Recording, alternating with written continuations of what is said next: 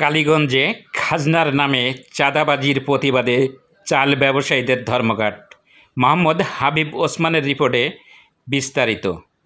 ঝিনাইদহের কালীগঞ্জে খাজনার নামে চাঁদাবাজির প্রতিবাদে ধর্মঘট পালন করেছে চাল ব্যবসায়ীরা। সোমবার সকাল থেকে কালীগঞ্জ পৌর এলাকার ব্যবসায়ীরা দোকান বন্ধ রেখেছেন।